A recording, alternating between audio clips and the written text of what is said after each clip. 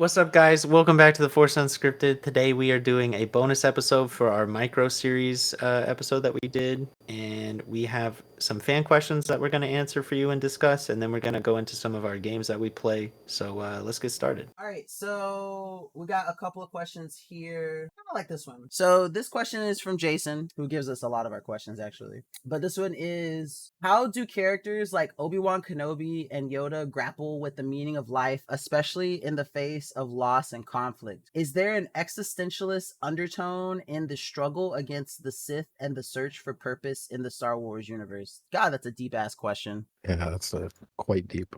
That's I a don't think two-parter. that I don't think that Obi-Wan and Yoda and them grapple with the meaning of life. They kind of just accept that everyone dies. Like life is you just live for living's sake. I don't think they're really like grappling with like what is life, what is my purpose. They're Jedi. Their purpose is to keep the peace, be Jedi, be tranquil, that kind of thing. Now they meditate on like what is the Force. That's mainly what they're talking about when they're meditating and finding out the meaning of stuff. They meditate on what the Force is, what the Force wants from them, how it interconnects with everything, but not necessarily like the meaning of life. They know things die, things are born, and you just gotta move on because that's how life is. My personal take on this is I agree with everything that Hunter said. I just feel like until the events of episode 3, they don't quite understand the meaning of life and the living force as deeply as Qui-Gon did until Yoda starts communing with Qui-Gon. Because Qui-Gon's the first Jedi in, I don't know, a couple hundred to 1,000 years to actually like keep his consciousness within the Force once he passes from the living realm. And I think that had to do with the fact that he was so in touch with the living force, whereas a lot of Jedi in that time were more focused on the cosmic force. And I think that it's not that they struggle to understand the meaning of life and like especially in the face of like loss and conflict. I just think that they're so worried about the future that they stop seeing what's in front of them and what's happening. And I think that because of how profound Qui-Gon's understanding of the living force was and how intimately connected he was with the living force, that's why he was the one who found the virgins that is Anakin Skywalker. That's why he was the first Jedi in so many years to retain his consciousness once he moved, to the I guess what will be the world between worlds where he can still come up as a Force ghost. And I think that because of him, Obi-Wan and Yoda, well, I guess Yoda then Obi-Wan, are able to also come to that same understanding of the living force, of the force that is like, there present and what needs to not only be in communion with, but also like you have to have that before you can extend further into what would be the cosmic force. I feel like the Jedi before were just focusing more on the cosmic force as a whole and the living force as it was coming, but Qui-Gon took it the other way around, which seems to be the more, I guess, appropriate, way of going about studying the force. As far as existentialist undertone, I mean, well, you gotta let Exotic give his take of the first part. Yeah, I mean, mine's not going to be as long-winded as Nikitas, but fuck you, man. I'm just answering a question. Yeah, but I feel like there's a simpler answer to it. No. Okay, go. It's just like you can correlate it to fucking Christians. I mean, God, someone dies, they go somewhere that is a better place, all right? And that's like Obi-Wan went through quite a bit of loss during the Clone Wars series, and just in general, they're going to a better place, I guess you could say, is what is probably going through their heads. It's like war is war. Someone's gonna die, and even if they're close to them, if it happens to be that person, they have to move on because they're soldiers in this big ass war, and they just have to keep fighting on for the better of the world or universe at this point. How is that how, though? The question asks how. That's how they just have to live with it. I mean, they can't By relating it to Christianity. That's how they do it? I'm correlating it to Christianity. So that's how they do it. They correlate it to Christianity. Yeah, exactly. So Qui-Gon went to heaven because he was a good dude, but the rest of them couldn't figure out how to be good dudes, so they never got to heaven except for Obi-Wan and Yoda because he came to them in like no, it's just like an angel and taught them. Yeah, totally. No, definitely. Everyone if they die, they become a part of the living force, which you can correlate to heaven, and it's just like they become a part of everything. So then what is the cosmic force in this grand Christianity analogy? I got no clue on that one. Yeah, I could tell you really thought this one out. Obviously the cosmic force is like the Trinity, right? Totally encompassing, you know what? I could everything, see all that. powerful kind of deal. The living force is like where the people go, but the cosmic force is where the ultimate beings reside, kind of deal. I guess I could see Actually, it. what you're saying and what Red just said in our Twitch chat fits the cosmic force, the father, Yeah, daughter, no, that's and the exactly son. what I was thinking. Yeah. Good shit, The father, Red. daughter, son shit. And that You're would make not wrong. Abeloth, you know, the devilish character from... True, because the devil's a fallen angel. Abeloth is a fallen cosmic force being. It fits. Holy shit, Star Wars is just nerd Bible. We figured it out. Exactly. We did it, boys. See, simpler answer. Yeah, That was really simpler complex answer. for a simple answer. No, it wasn't. If you're correlating just a shit something talker. into Shut up. that people You're talk about just day a to day, shit talker. Nah, correlated Obi-Wan's to not space what everyone Jesus. knows. Obi-Wan You don't is know a that. space Jesus. Obi-Wan is It like could John be. the Baptist, okay? Okay, I can agree Obi-Wan with is that, John yeah. the Baptist, and Anakin is Space Jesus. Yeah, so Red says that Obi-Wan is Space Jesus. Obi-Wan is more like Space John the Baptist. Anakin is definitely Space Jesus. No father, born anyway. Yeah. The chosen one, sacrificed for our sins to get rid of Sidious, the physicalization of the devil at that point. Sounds The about right. physical, well, hold on. The physicalization? Yeah, You mean the personification? same shit. No, physicalization is not a word. Sure it is. He just made Sure one. it is. Okay, Shakespeare, making words. All right, let's hit the second part of this question that Jason asked. So, is there... It is a word. Shut up. You can't prove that in a court of law. Is physicalization really a word? No, physicalize is a word. Wait, hold on. Red says Anakin is not Space Jesus. Anakin is the Antichrist and the angel sent to fight all in one. The struggle, the whispers. I don't get that one. Neither do I. Yeah, how can Obi-Wan be Space Jesus? I need the explanation for why Obi-Wan is Space Jesus instead. I feel like, and the Antichrist like has a physical mother and father though. And they come to destroy everything. Anakin didn't really come to destroy everything. He brought balance to it. He was made to Eventually. destroy everything, but he didn't come to destroy everything. I feel like if anyone's the Antichrist, it's Palpatine, because that motherfucker was born and then was like, I want to kill my dad. See, Anakin's fall is what happens if in the like 40 days in the wilderness when the devil is trying to tempt Jesus, it's if Jesus was like, yeah, give me that bread. Give me that bread. All right, so let's hit the second part of Jason's question. So the question is, again, is there an existentialist undertone in the struggle against the Sith and the search for purpose in the Star Wars universe? Sure. I mean, absolutely there's an existentialist undertone because they're all like, what is the meaning of the Force? What is this all-encompassing thing that we are like a part of and is within everything and we utilize but we don't control? Like, yeah, there's definitely an existentialist, undertone there.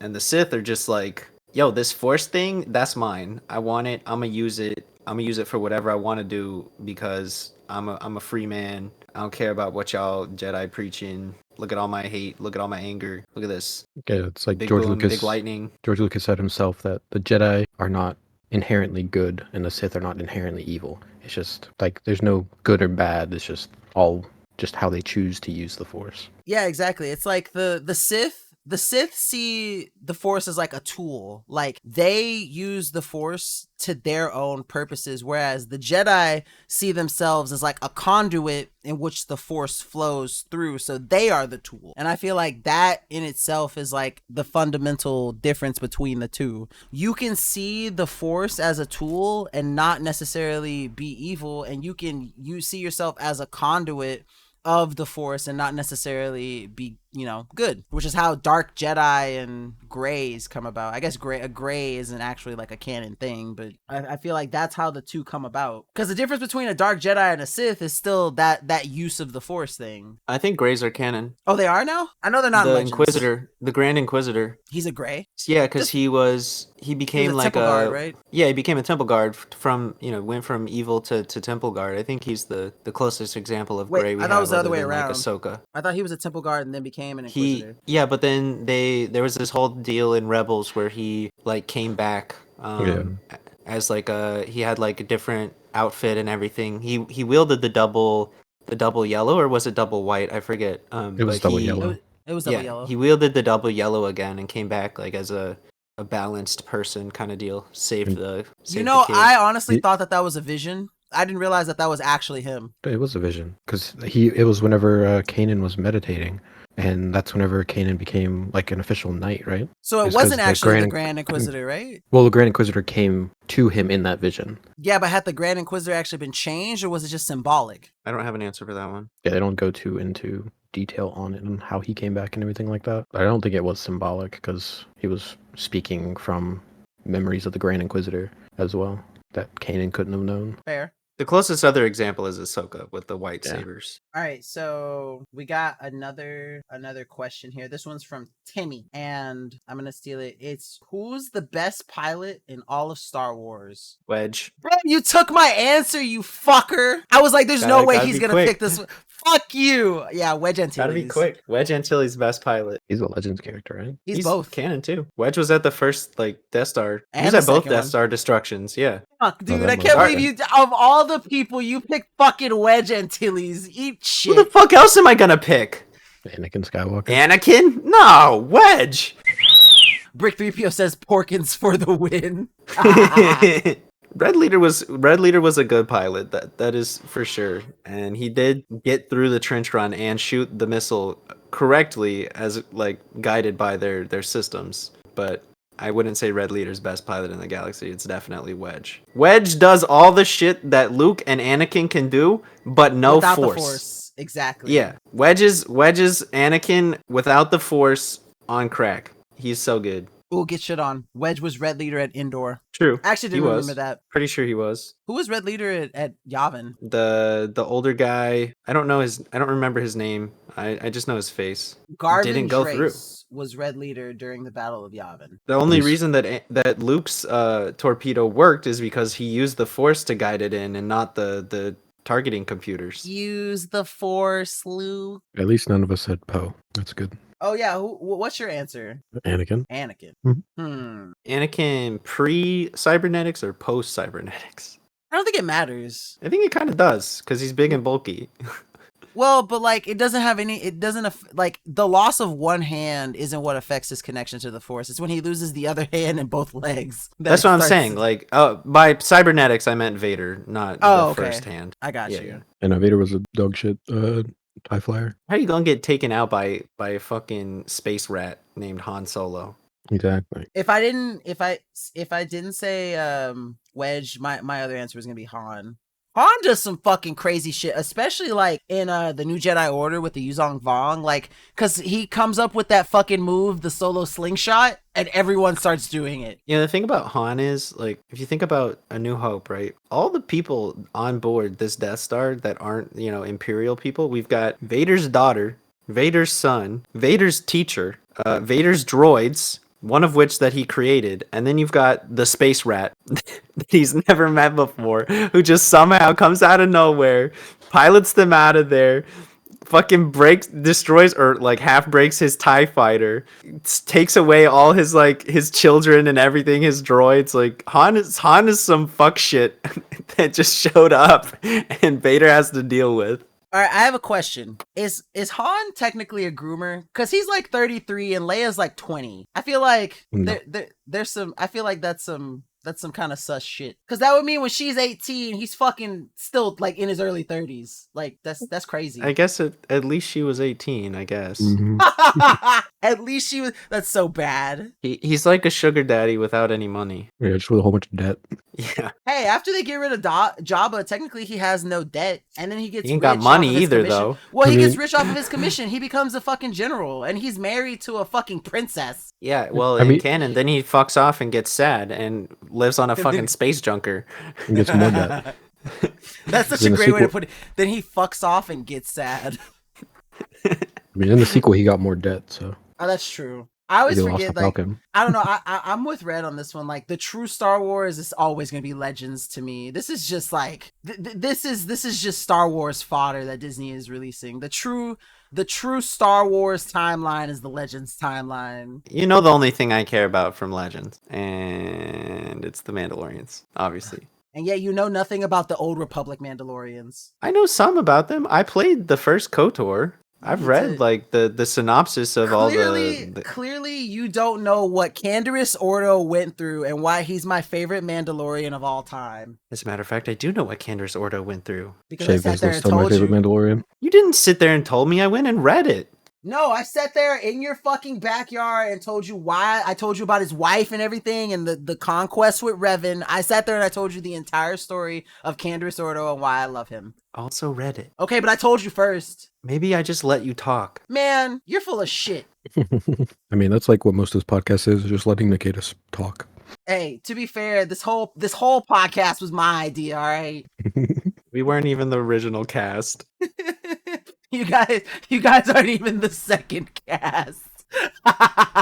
Can't believe you didn't come to me. This show has gone through some growing pangs, I will say. I still can't get over the fact that I spent 8 months interviewing people from fucking Reddit to be on this podcast with me and forgot about Hunter's entire existence. That's crazy.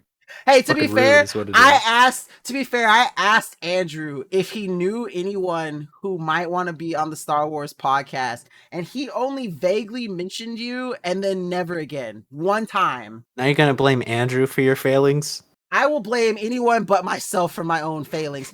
You expect me to sit here and suffer for the consequences of my own actions? Surely not. I definitely do, because I made you make that apology video. Oh, where's your apology video, by the way, buddy? I apologized already. I told you it didn't count if you did it in the episode, so I'm gonna need that apology video ASAP first. I didn't count that. See, the thing with your apology video is you said, if I am wrong, I will make an apology video. I never agreed to do that. Man, that's bullshit. You and Exotic are always figuring out a way to fucking get out of this shit. I think you just dig yourself deeper holes every time you talk. Look, because I have to double down, and when that doesn't work, I have to triple down, okay? There's never any up for me. It's always down.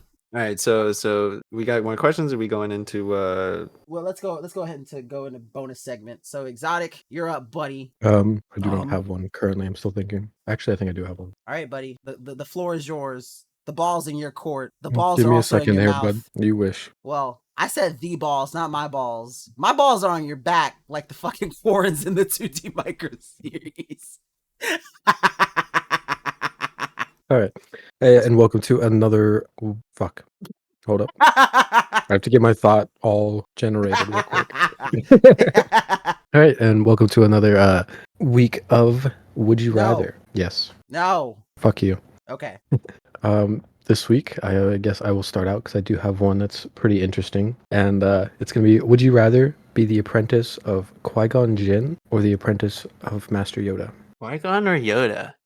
Doesn't that put you in the same line though? Because it's Yoda, Dooku, Qui-Gon. Yeah, but they both have their different ways of teaching their. That's true. Honestly, I would take Yoda. Just I need like if I'm learning something and somebody's teaching me, I need like a regimented, like hard ass kind of teacher, and I feel like Yoda's like that. I mean, look at Windu, look at Dooku. They're all very prim and proper. I feel like they got the ass beat by Yoda when he was teaching them, and I need that if I'm learning. Qui-Gon be like, hey yo, what if you just use the Force right? And then I'll be like, yeah man, maybe you should teach me. And he'd be like, no, you just gotta feel it. Wait. I couldn't do that.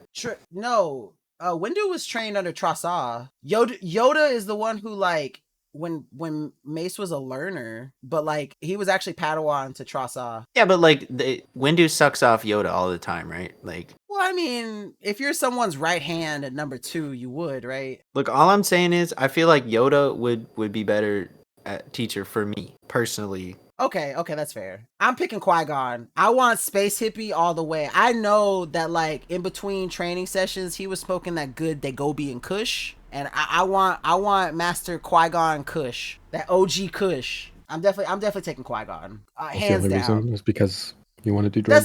That's not the only. Well, that's a big reason. I'll say that. But again, like, I'm assuming I know what I know about both of them, and I'm still taking Qui-Gon because of that whole, like, connection to the living force. Like, I definitely appreciate the people who live in the moment as opposed to the people who are overthinking the future. And Yoda is definitely someone who overthinks the future, in my opinion, especially becoming clouded with, like, Palpatine's rise to power and him being so close to the vicinity of the Jedi on Coruscant, I feel like Qui-Gon's... Because Qui-Gon definitely had, and I mentioned this like in one of the other episodes, is like he's definitely like the more liberal of the Jedi Masters. He's not as conservative as like most of the Council is. And I feel like that aligns more with like how I act. Like the same way when she said like he's talking about who would teach him best, I feel like I'm going to learn more from the hippie guy as opposed to the straight-laced 800-year-old Green Goblin. So I'm taking Qui-Gon.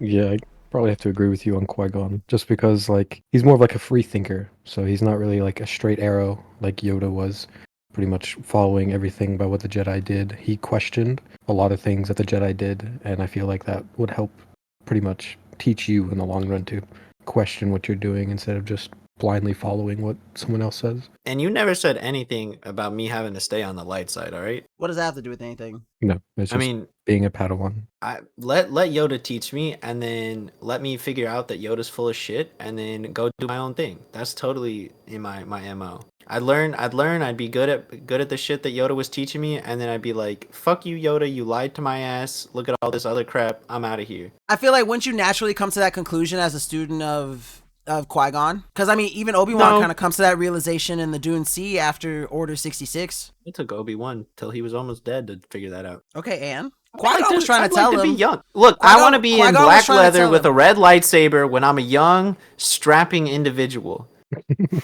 Why can't you be an old, strapping individual? I don't think I'm gonna age well. It's the milk genes. Hey, you might age well inside of the Mandalorian armor. You don't have to be exposed to sunlight all the time. Your skin's probably going to still be perky. I mean, look at Bo-Katan. She's like 50. I keep telling you guys, like, people in the Star Wars universe average live to, like, you know, in their not their upper hundreds, but, like, 110, 120 is, like, the average lifespan. So she definitely doesn't look middle-aged, but, yeah, she does age pretty well. You know who didn't age well? Obi-Wan. Because he lived in the fucking desert. Yeah. Usans. That'll do something to you. I'm gonna stay in my environmentally controlled Mandalorian armor. Thank you very much. Nice and cool. Recycle my piss. Forget all that shit. All right, it's time for your Would You Rather. My Would You Rather. All right. Mine is disgusting as always, so I want to finish it. Surprise, surprise. All right. Would you rather be in Chimere's position, walking naked ass into the water with little Plagueis sitting in a cave with his creepy little hands watching you get naked in the water, or be one of the Jedi that had to fight Chimere? One of the Jedi that had to fight Chimere. Okay, so you dead. Yeah, gladly. Nah, there's something about voyeurism that's just kind of hot, so I'll be Chimere. I'll fucking walk in with my dick out in the water and have a fucking munalist watch me from afar in the shadows. It's kind of hot. I might even jack off a little bit, touch myself. I don't want them slimy ass, long ass fingers anywhere. You know what? If you're picking the Jedi route in this one, you're definitely one of the Jedi that gets skewered. You get kebabbed and then decapitated. Yeah, I'm also picking voyeurism.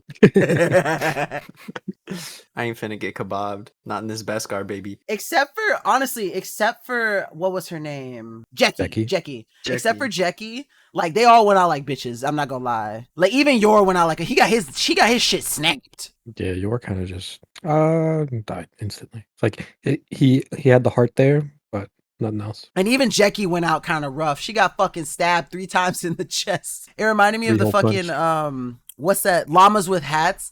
He's like, Carl, why is there a dead human? And he's like, well, I walked up to him, and I stabbed him 37 times in the chest.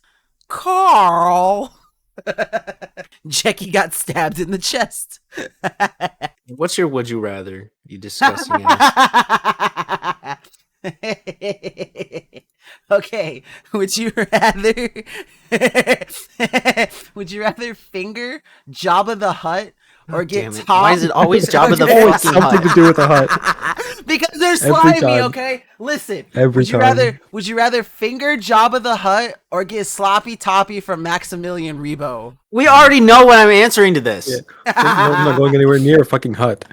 Like, no matter. I'll get the Sloppy Toppy. You see how many fucking little hole things he's got? One of them, he could give me Sloppy Toppy with all of them. They're leaking. That's sloppy, ain't it?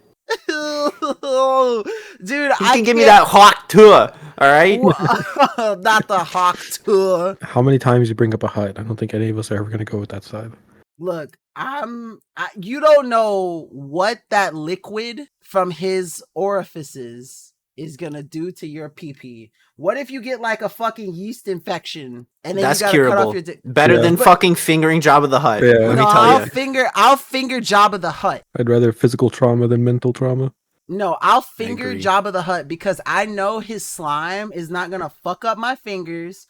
If I think about it, if you don't know what the fuck he got going on down there. Listen. If you give Jabba the Hutt a fingered orgasm, you getting a reward. That's all I'm saying. He got money. Maximilian Rebo is a broke bitch who ends up stuck on fucking he ends up stuck on Tatooine, giving his musical services for just food for the rest of his life. Like all he wants is fucking food. And Jabba got money. I'ma finger the Hut. I want the bag. Like I am I got money on my mind at all times. I'm finna give this Hut a finger blasting orgasm and I'm finna get that check. But there's no even guarantee that he's gonna pay you. He has plenty of fucking Twi'lek fucking slaves. What if he's just like, oh yeah, you're a slave now? Like, what are you gonna do? I'm taken care of. I'll take the slavery. What do you mean taken care of? He's thrown so many to fucking go get killed by a Rancor. Let me tell you something. I'm gonna finger blast the Hut so good, he ain't even gonna be able to slither nowhere, even if he uses a hover sled. He gonna be fucking shaking from his, his stomach pouch down, and he gonna love me. That bitch is gonna love me. Oh, you know what? I'm down to do this too. Hey, so we actually have another Would You Rather from one of our viewers, Red. He says, would you rather have a Mistress Ahsoka or Mistress Bastilla from KOTOR? Bastilla. No contest. It's Bastilla. Bastilla, easy. I'm going for Ahsoka because I want to pull on them Leku. Hit it from the back, pull it forward. I mean, nah, man. It's Bastilla. I'm taking Ahsoka. I want something to pull. I want something that's human. Facts. Nah, bro, cause like, I don't know. You know what a human pussy feel like. You don't know what a fucking Togrutan pussy feel like. What if it's better? What if it's hotter? What if it got What teeth? if it's got teeth? Take a vagina with teeth. Fuck it. I'm taking Ahsoka. Ahsoka hands down. Y'all are just scared. Just say you're scared. I don't know if I want Jabba the Hutt's booty hole. I'm not gonna lie. He does. Don't let him lie to you. No, he just lied. Okay, wait. Always talking about going down on every hut we talk about. Okay, because I love going down on anything. But like, if I've been so upfront about how sexual I would be with Jabba the Hutt, why would I pick this moment to lie? Because you're scared. I'm not. I'm the least scared of you bitches. I'm willing to put my dick in a toothy Togrutan vagina. Like, are you? You guys are toxic, dude. Why does it always come out to this? Because I'm a fucking freak. Always has to end with a hut. It always has to end with a hut. All right, well, I think that's everything, right? Yep. Let's go We play did our some Star questions. Wars Hunters. Jesus. Get me out of here. Jesus can't save you this time. All right. Thank you guys for being here for our bonus episode. We really appreciate it. Make sure to like, follow, subscribe, hit that bell. Force Unscripted on Twitter, formerly known as X. Website coming eventually, probably soonish sometime. And thank you guys for chilling so much. We will see you guys the next time. May the Force be with you, everyone. Y'all have a good one.